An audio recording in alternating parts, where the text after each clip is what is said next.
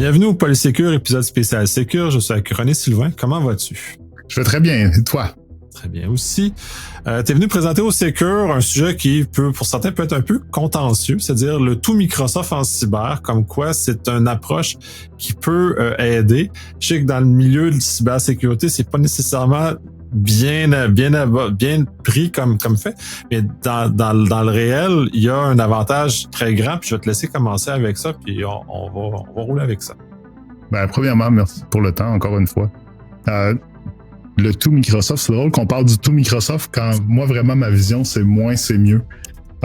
Puis moins qu'il y a de fournisseurs, moins qu'il y a de complexité, plus c'est facile à gérer, plus c'est efficace, entre guillemets, d'un point de vue cybersécurité. J'ai toujours comme approche que si tu as des points d'ombre à quelque part dans ta compagnie, il y a des chances qu'il y ait des cybercriminels qui s'y cachent et que de là, ils viennent faire du dommage dans ta compagnie. Donc, oui, je pense vraiment et je confirme qu'avec Microsoft, on peut couvrir l'entièreté du stack. Et je le vois encore, je veux dire, on en parlait tantôt là, chez un de mes clients. On prend une ferme Apple, on est capable de la sécuriser au complet. On n'est plus au temps où on avait de la misère avec certaines plateformes sous Microsoft. On se retrouve vraiment dans un stack où tout est harmonisé et surtout, tout parle le même langage. Donc, quand on se retrouve justement à merger des logs, puis à amener des logs qui arrivent de 3, 4, 5 plateformes différentes, tu as une vue unifiée à la fin, puis tu es capable de voir ce qui se passe finalement. Ouais, ça facilite beaucoup les choses pour ce que ça amène, puis je l'ai vécu, là, ça fait plusieurs années que j'opère ou je suis dans des environnements, notamment Azure puis M365. L'effort qui a été fait est énorme parce que je me rappelle notamment en 2020 où les consoles étaient disparates, donc ça n'avait pas la qualité du regroupement que tu mentionnes, c'est-à-dire on se retrouvait avec des outils distincts qui étaient chez Microsoft avec le même degré de distinction que si on était avec des outils tiers. Maintenant, ils ont fait l'effort est énorme parce qu'ils ont regroupé dans des nouveaux noms. Ça, Microsoft arrête de renommer tes produits tout le temps parce que c'est compliqué. Mais il demeure qu'ils ont regroupé tout ça, tous ces outils-là notamment en SuperView, par exemple, où on est capable d'avoir une vue unifiée de l'ensemble. Comme tu parlais de zones d'ombre, ben là, on est en train de mettre la lumière sur ces dites zones d'ombre-là. Exactement. Puis la grande puissance de Microsoft, que n'importe qui en cyber va être d'accord, c'est le volume. La quantité de choses qui est analysée par jour, on parle de 63, 65 trillions de signaux par jour. Je veux dire, il n'y a pas une compagnie qui s'en approche. Hein. Fait que quand vient le temps de détecter des choses précises ou de voir des attaques précises, ben, tu te ramasses dans un monde où il y a beaucoup de choses déjà qui ont été vues. Puis quand ça arrive dans ton environnement, il y a déjà une identification de fait. Le threat intelligence en arrière, il est énorme. Et je te dirais aussi que ils ont appris, en guillemets, de leurs propres erreurs. Toute la manière que les jetons sont gérés, les jetons sont protégés, les détections de l'attaque de jetons, etc. Je veux dire, oui, ils se sont fait prendre. Oui, ça a fait mal. Oui, c'est rentré par un fournisseur. Parfait. On prend ça, on apprend, on implante. Je veux dire, la réactivité, elle est superbe de ça. Tout à fait. Puis même si on va un peu plus loin sur certains axes qui même à la limite sont débattables, parce que justement, tu présentes des axes dans lesquels ils sont très bons. Certaines personnes pourraient mentionner, ouais, mais mon outil X est meilleur que ce que Microsoft peut m'offrir. Et en ce sens, puis mon opinion, puis je vais te laisser après, c'est oui, peut-être, c'est peut-être vrai. Cependant, l'unification de l'ensemble et de la vision globale surpasse généralement des outils best of breed par rapport dans un environnement comme ça, surtout pour des plus petites entreprises. Et grandes, c'est discutable, mais pour surtout des moyennes et petites entreprises, gérer des consoles, trop de consoles, ça n'a pas de bénéfice. Et je suis très d'accord. Il y a des produits de niche qui existent dans le marché qui coûtent quand même assez cher, on va se le dire, mais qui amènent une qualité de recherche, une qualité d'inspection et tout ça qu'on ne retrouvera pas sur les produits de base de Microsoft, je suis d'accord. La distinction, par contre, c'est que ça prend une équipe d'experts pour la gérer. Quand on parle d'une PME qui a entre 0 et 300 utilisateurs, là, ils n'ont pas 15 personnes à mettre en cybersécurité. Ils sont chanceux s'ils en ont un. Et la plupart du temps, ils vont être en mode multi-client chez un fournisseur comme nous pour dire, regarde, on a besoin de 3 chiffres, il faut que ça fasse 24/7, il faut qu'on le couvre en tout temps, mais regarde, oui, ton gars, il gérera pas juste mes 200 utilisateurs, il va en gérer 1000 ou 1500 à côté de plus. Donc, dans cette logique-là, oui, tu as des morceaux, entre guillemets, enterprise qui sont des solutions beaucoup plus poussées, qui coûtent beaucoup plus cher, qui demandent une expertise beaucoup plus pointue. Et cette expertise-là n'est pas disponible pour la PME ou les petites organisations gouvernementales. On est dans le même genre de défi. Ouais, puis même en plus grande entreprise, j'ai eu des cas où j'avais des 90 produits de sécurité distincts en grande entreprise. Et j'aime bien ton hochement de tête parce que même là, si on prend l'autre côté du spectre, on n'est pas capable d'avoir 90 experts sur chacun de ces produits-là. Et est-ce qu'il n'y a pas de l'overlap sur les produits? Est-ce que toutes les fonctionnalités sont activées sur ces 90 produits distincts qui servent essentiellement au même objectif de cyber? Donc, il y a des questions importantes à se poser de ce niveau-là. Là. L'exemple que je donne par rapport à ça, souvent, c'est celle d'un CIUS. 24 000 objets, là. User, serveur, tout ça. Ils ont une équipe de 30, 32 personnes pour gérer ça. Il faut que ce soit up 24/7. Il faut qu'ils répondent aux incidents de sécurité qui arrivent dans le milieu de la nuit parce que le matin, il faut que tout marche. Si ils ont 90 plateformes de cyber à gérer, ben ça veut dire qu'ils connaissent à peu près 1 centimètre sur le 90 de large. Donc, qu'est-ce que ça apporte? Ben, ça apporte que les produits ne sont pas utilisés en profondeur. Donc, c'est de l'argent carrément jeté aux poubelles. Et deuxièmement, on se retrouve dans une situation où l'intégration aussi, la plupart du temps, se fait pas. Parce que tu vas avoir différents formats de journaux, différentes règles, différents ci, différents ça. Et ça demande de la profondeur. Fait que quand je dis, on ramène ça à une plateforme, puis là, on creuse. Là, ça te permet de descendre en profondeur, d'avoir de l'expertise, d'avoir de la compréhension. Tu sais, KQL, là, le Kusto Query Language, là, c'est pas tout le monde qui le connaît. Sauf qu'une fois que tu l'as appris, ben, tu as accès au stack complet. Tu peux commencer à query dans des identifiants, dans des courriels, puis c'est le même langage pour tout le kit au complet. T'es pas en train de dire, j'ai un langage pour mon SIEM, j'ai un langage pour mon antivirus, profondeur, moins large. Oui, puis j'ai vu des cas, puis j'ai eu des clients, puis j'ai même, tu sais, là, tu parles d'un CIUS dans le milieu de la santé, c'est particulier, surtout qu'eux autres ont tellement d'objets et de logiciels et de choses étranges pour ce qu'on voit dans des grandes corporations plus classiques, de par la nature des opérations qui doivent mener des choses, l'aspect clinique qui est particulier, tous ces éléments-là.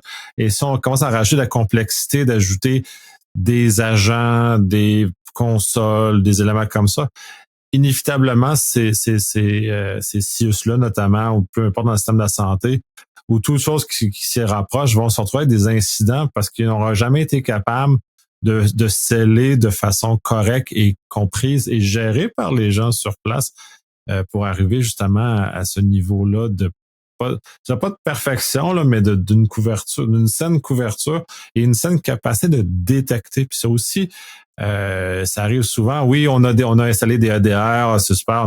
On a le top plus machin, c'est le meilleur au monde. Mais un EDR, quand tu sais, comme on sait comment ça fonctionne, ça envoie des signaux à une console qui les interprète puis qui arrive avec des éléments.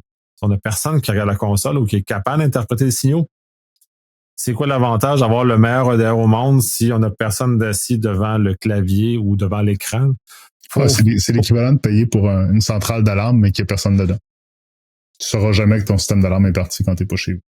Tout à fait. Fait que on ne retire pas l'avantage de ce super EDR-là quand on peut arriver dans un contexte où on a une plateforme intégrée, puis je suis pas nécessairement autant que tu peux l'être, un fervent de la concentration dans un seul fournisseur, mais il demeure qu'il y a un avantage, puis en sécurité, on se de KISS, Keep it simple, stupid simple. Faut réduire la complexité, et la complexité est l'ennemi de la sécurité à bien des égards, puis les experts cyber ont tendance à l'oublier d'ailleurs, que la complexité qu'on rajoute à l'entreprise, ou même dans nos travaux à nous, si on a trop de consoles, ça nous nuit. On se pénalise nous-mêmes.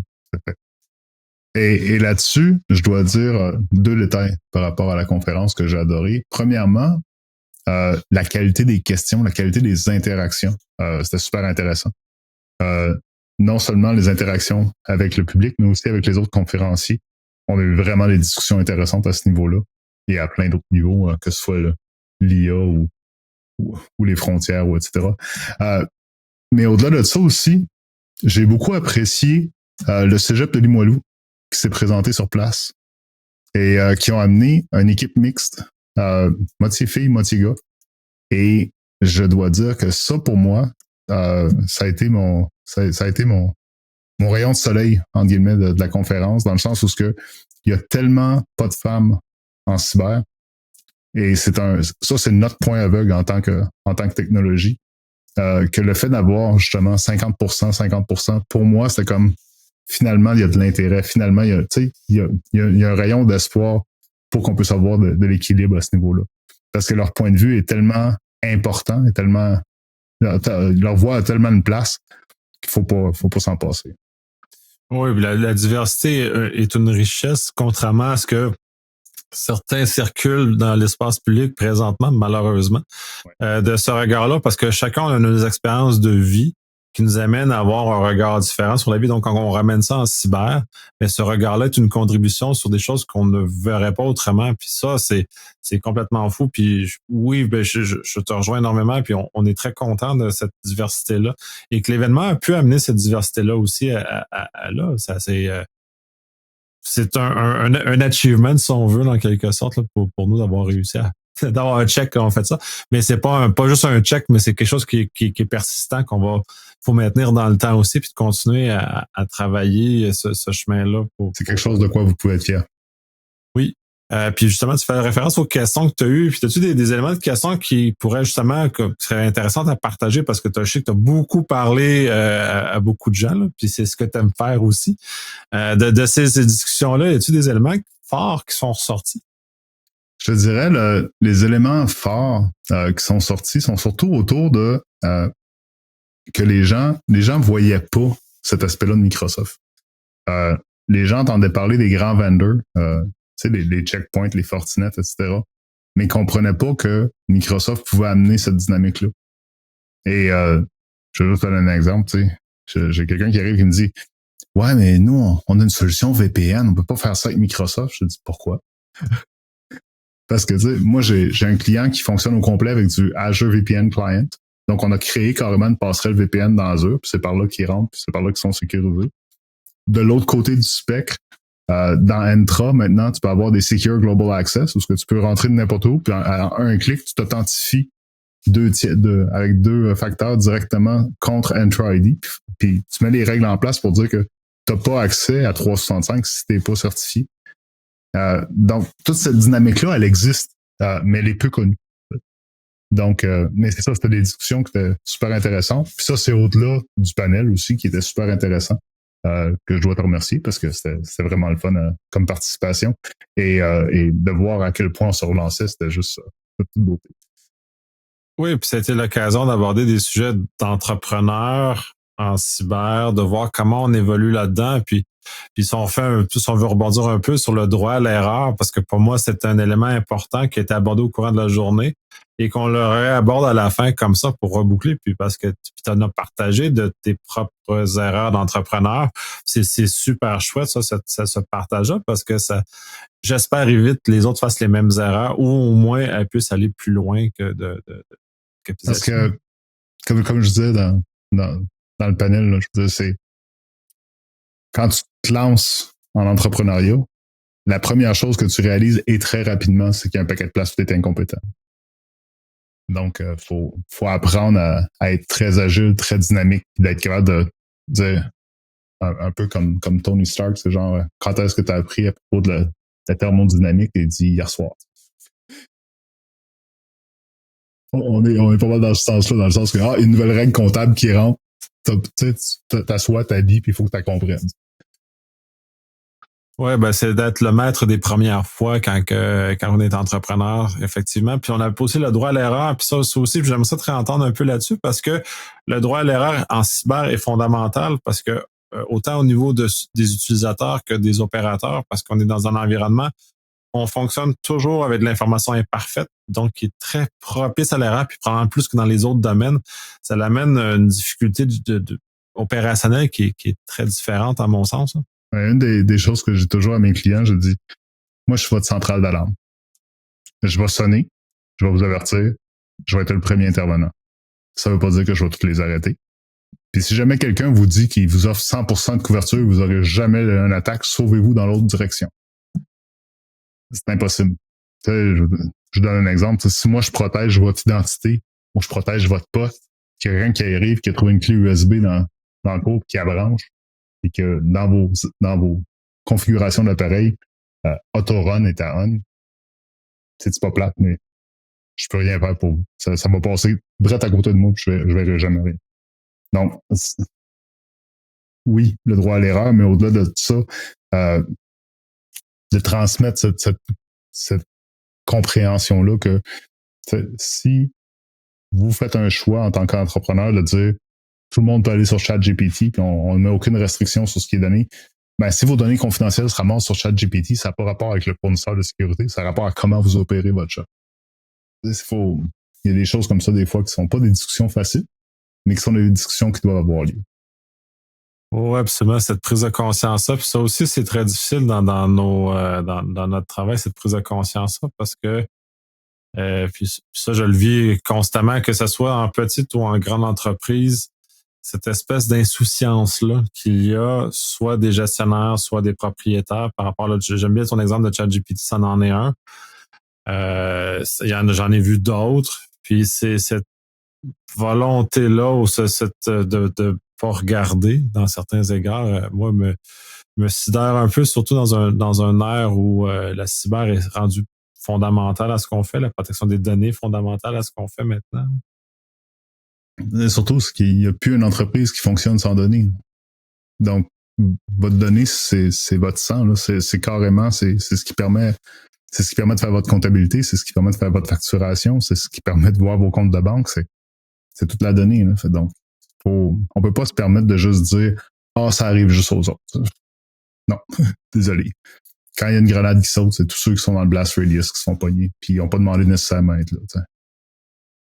Oui, absolument. On a fait un bon tour. Est-ce qu'il y a d'autres choses qu'on n'a pas abordées que tu aimerais discuter? Écoute, premièrement, merci beaucoup à tout le monde qui était là, à ton équipe aussi, qui ont été super dans leur réalisation. Nouveau lieu, nouvelle place, super intéressant. J'espère que ça va être encore le cas l'an prochain. J'espère reparticiper l'an prochain, vous donner un coup de main et essayer de faire arriver des choses. Oui, tout à fait. Merci énormément pour ce partage.